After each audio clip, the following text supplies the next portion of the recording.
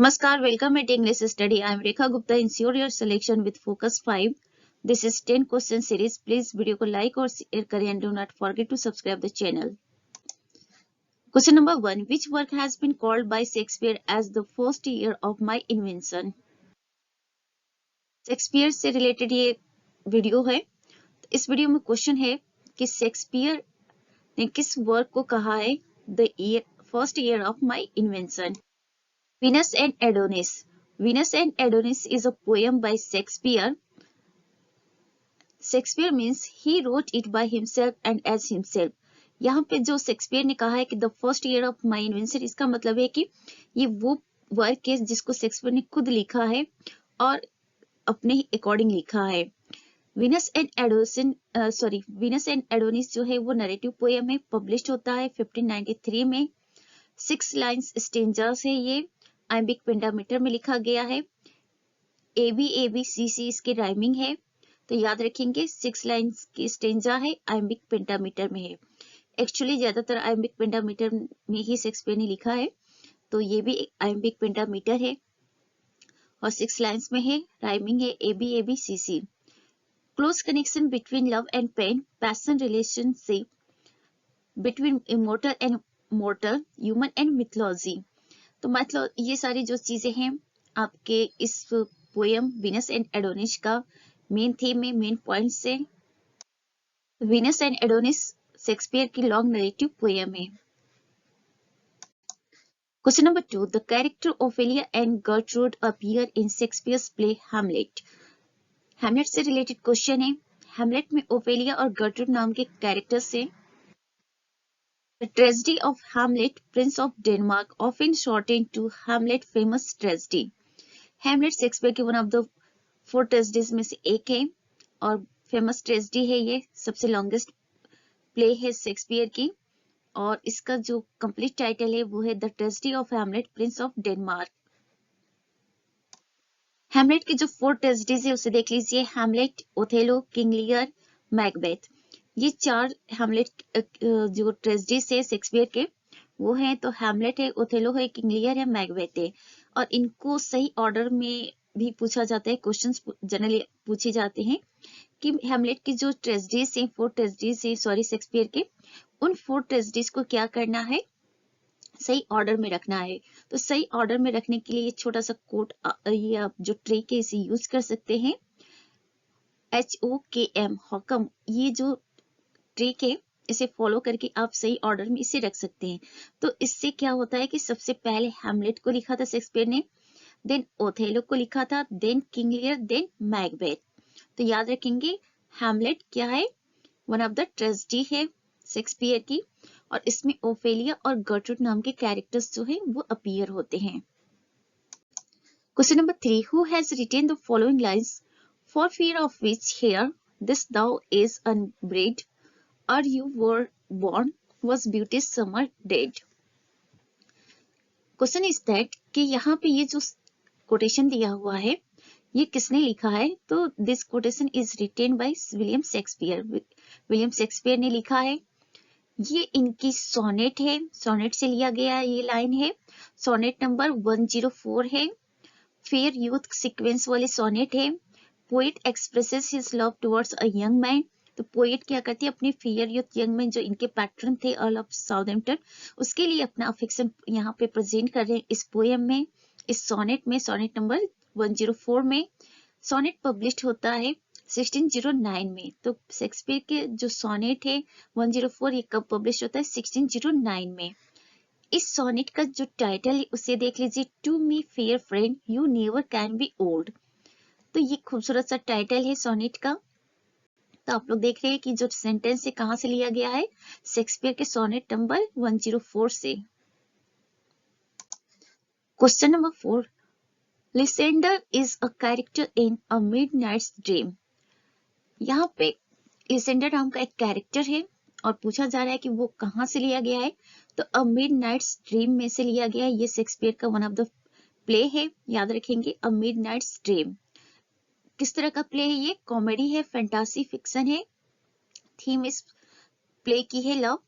4 Athenians run away to the forest only to have Puck The fairy make both of the boys fall in love with the same girl. In this play, a midnight's dream में midsummer night's dream में क्या होता है? There are four Athenians who went to forest, and what happened there? There were two boys who fall in love with the same girl. Published होता है 1600 में, और 1600 में जो पब्लिश होता है वो क्वार्टो एडिशन होता है।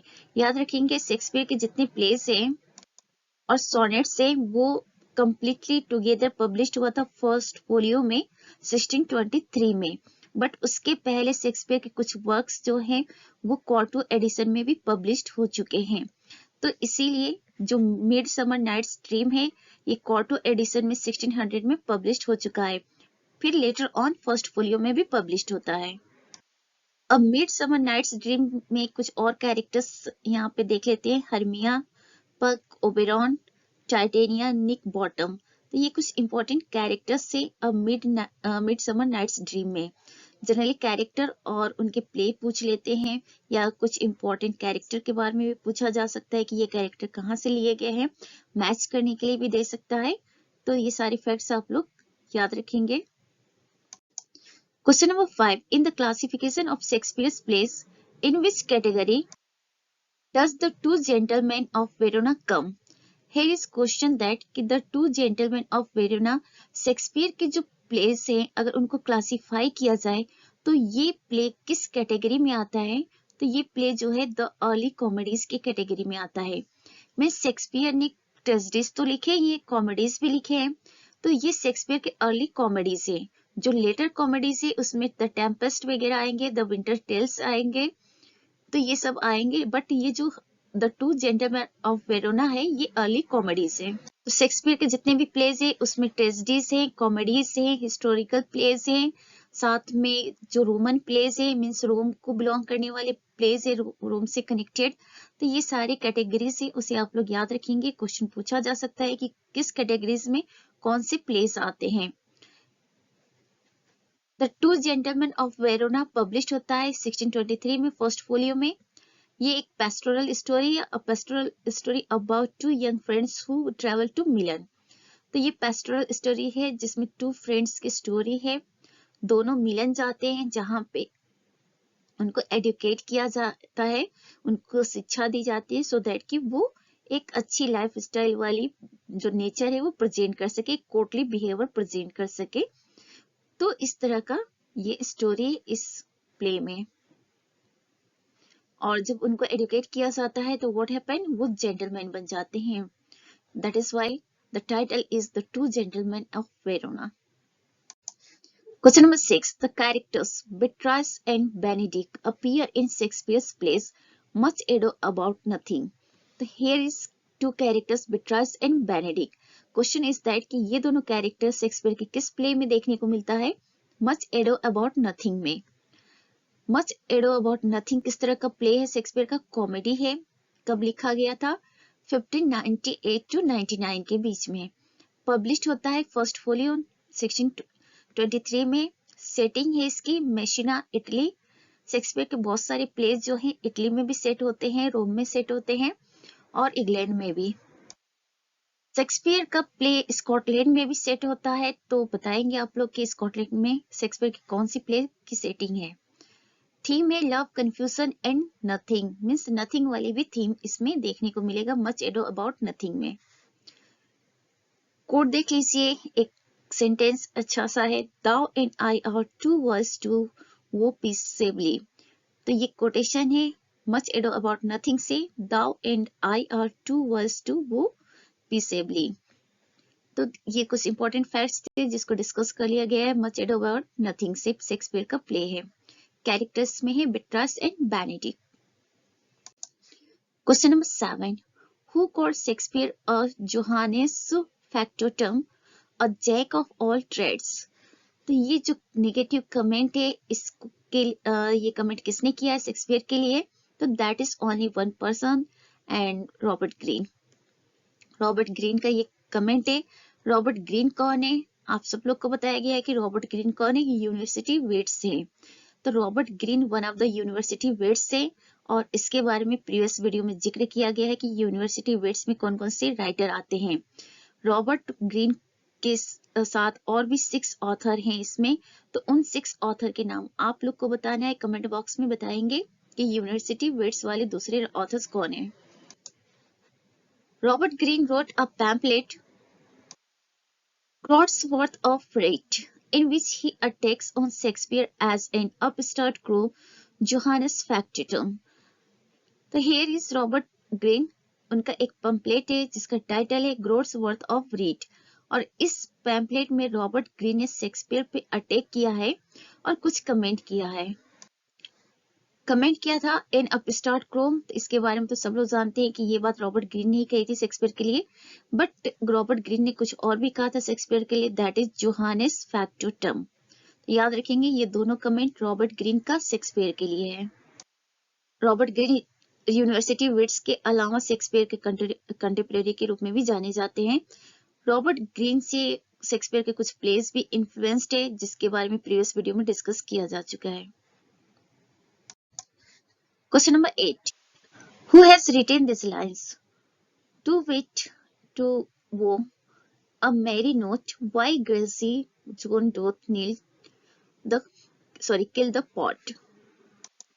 तो ये जो स्टेटमेंट्स है ये कहाँ से लिया गया है और किसने लिखा है, तो दैट इज शेक्सपियर ने लिखा है, और शेक्सपियर का वर्क है लव्स लेवर्स लॉस्ट। ये शेक्सपियर का वन ऑफ द प्ले है, और इसी से ये जो स्टेटमेंट है ये लाइन से बोरो किए गए हैं। To wit to who a merry note while greasy Joan doth kill the pot. 10 questions के साथ मल्टीपल फैक्ट्स आपके डिस्कस किया जा रहा है वीडियोस में, और जो सभी क्वेश्चंस हैं साथ में फैक्ट्स भी हैं वो किसी न किसी एग्जाम में किसी न किसी तरह से क्वेश्चन पूछे जा चुके हैं, तो इसलिए आप लोग इसे याद रखेंगे क्योंकि सभी इंपॉर्टेंट फैक्ट्स हैं। Question number 9. Malcolm in Macbeth is Duncan's eldest son. Malcolm एक कैरेक्टर है मैकबेथ प्ले में, वो कौन है? डंकन का एल्डेस्ट सन है। डंकन किंग होता है जिसका मर्डर मैकबेथ कर देता है, और मर्डर करने के पीछे मैकबेथ का एम्बिशन होता है। एम्बिशन ये होता है कि वो मर्डर करके किंग बनना चाहता था, और ऐसा उसकी विश नहीं थी बल्कि मैकबेथ को प्रोवोक किया गया था 3 विचेस के द्वारा, और साथ में मैकबेथ की वाइफ लेडी मैकबेथ की भी द्वारा। तो याद रखेंगे मालकॉम जो है वो कैरेक्टर है मैकबेथ में, और किंग डंकन का एल्डेस्ट सन है। After Duncan's murder Malcolm and Donalbain flee from Scotland fearing that they may suffer. Duncan का जब मर्डर हो जाता है तो मालकम और डोनाल्ड बैन जो है दोनों भाग जाते हैं स्कॉटलैंड से, बिकॉज उन्हें डर होता है कि जो किंग डंकन के साथ हुआ है, उनके फादर के साथ हुआ है, वैसा ही कहीं उनके साथ न हो जाए। दैट इज वाई वे स्कॉटलैंड छोड़कर चले जाते हैं। फर्स्ट फोलियो 1623 में मैकबेथ पब्लिश्ड होता है। इसकी सेटिंग स्कॉटलैंड और इंग्लैंड है। ट्राई ऑफ विचेस प्रोफेसी, यहाँ पे स्पेशल जो चीज है इस प्ले में वो है 3 विचेज की प्रोफेसी है, भविष्यवाणी है, और साथ में 4th विच के रूप में लेडी मैकबेथ फेमस है, बिकॉज जिस तरह से वो तीनों विचेस मैकबेथ को प्रोवोक करती हैं, लेडी मैकबेथ भी मैकबेथ को प्रोवोक करती हैं। और ये लेडी मैकबेथ का ही एक खूबसूरत सा सेंटेंस है, all the perfumes of Arabia will not Sutton this little hand. Question number 10. In William Shakespeare's play The Merchant of Venice, what condition must the Prince of Morocco agree to before he may choose from among the caskets in order to marry Portia? Question from The Merchant of Venice. Merchant of Venice Shakespeare की ट्रेजी comedy है और बहुत ही अच्छी story है इस play की भी। इसमें एक कंडीशन रहता है प्रिंस ऑफ मोरक्को के सामने। कंडीशन क्या होता है कि वो अगर रॉन्ग कास्केट चूज करता है तो फिर उसे क्या करना होगा, उसे कुछ कंडीशन फॉलो करनी होंगी। एक्चुअली इस प्ले में क्या होता है, Portia is a character and she is heroine of this play. तो पोर्शिया के फादर पोर्शिया के लिए एक शादी की एक डिजाइन किए रहते हैं, कास्केट बनाते हैं, 3 कास्केट रखते हैं, गोल्ड सिल्वर और लेड का। तो उसमें पिक्चर होता है, तीनों कास्केट में से एक कास्केट में पोर्शिया की पिक्चर देखने को मिलेगा। तो यहाँ पे बहुत सारे दूसरे दूसरे जो किंगडम है वहां के प्रिंस आते हैं पोर्शिया से शादी करने के लिए, बट कंडीशन ये होता है कि उन्हें सही कास्केट सेलेक्ट करना होता है, और जो लोग रॉन्ग कास्केट सेलेक्ट करेंगे उनको कुछ चीजें फॉलो करनी होंगे। Prince of Morocco one of the shooter होता है पोर्शिया का, जो कि रॉन्ग कास्केट सेलेक्ट करता है, गोल्ड का कास्केट सेलेक्ट करता है, और इस वजह से उसे जो कंडीशन फॉलो करना था that is if he chooses wrong he will never marry. तो इसमें जितने भी शूटर्स आते हैं कास्केट सेलेक्ट करने वाले, अगर वो गलत कास्केट सेलेक्ट करते हैं तो वो अपनी लाइफ में कभी किसी से शादी नहीं करेंगे। 3 कंडीशंस होते हैं, उन 3 कंडीशंस में से एक ये भी कंडीशन है। बाकी की 2 कंडीशन आप लोग सर्च करके उसी कमेंट बॉक्स में राइट कर सकते हैं। Prince of Morocco chooses wrong casket that is gold, published होता है द मर्चेंट ऑफ वेनिस 1600 में। ट्रेजी कॉमेडी है, a merchant in Venice named Antonio defaults on a large loan provided by a Jewish moneylender Shylock. इसमें जो main story है वो ये है कि एंटोनियो नाम का एक मर्चेंट होता है वेनिस में, जिसे लोन लेना पड़ता है फॉर होम, अपनी फ्रेंड बसानियो के लिए। वही बसानियो जो लेटर ऑन पोर्शिया से शादी करता है, तो उसके लिए उसे लोन लेना पड़ जाता है, और लोन वो किससे लेता है, एक ज्यू से लेता है, साइलॉक से। साइलॉक मनी लेंडर है, ज्यू है, और उससे लोन लेता है। साइलॉक एक बहुत बड़ी कंडीशन रखता है एंटोनियो के सामने लोन देने के लिए, और कंडीशन ये है अगर एंटोनियो टाइम से लोन को पे नहीं कर पाता है तो साइलॉक उसके बॉडी से जहां से उसे मन करेगा 1 पाउंड फ्लेश कट करेगा। तो इस रफ कंडीशन के साथ साइलॉक जो है एंटोनियो को मनी लेंड करता है। Shakespeare's Shylock and Jessica, influenced by Christopher Marlowe's Barabbas and his daughter Abigail from the Jew of Malta। ऐसा कहा जाता है कि शेक्सपियर का जो the merchant of Venice play है, इसमें साइलॉक और उसकी डॉटर जो जेसिका है, इन दोनों का कैरेक्टर शेक्सपियर ने क्रिस्टोफर मार्लो के वर्क द ज्यू ऑफ माल्टा से बोरो किया है। क्रिस्टोफर मार्लो का एक वर्क है द ज्यू ऑफ माल्टा, उसमें 2 कैरेक्टर दिखेंगे, बाराबास एंड उसकी डॉटर एबिगेल। तो एबिगेल और बाराबास जो है वहीं से शेक्सपियर ने साइलॉक और जेसिका का जो आइडिया है वो बोरो किया है। This is all about for today's video. Please video को लाइक और शेयर करें, do not forget to subscribe the channel. Thanks for watching, be happy, keep smile.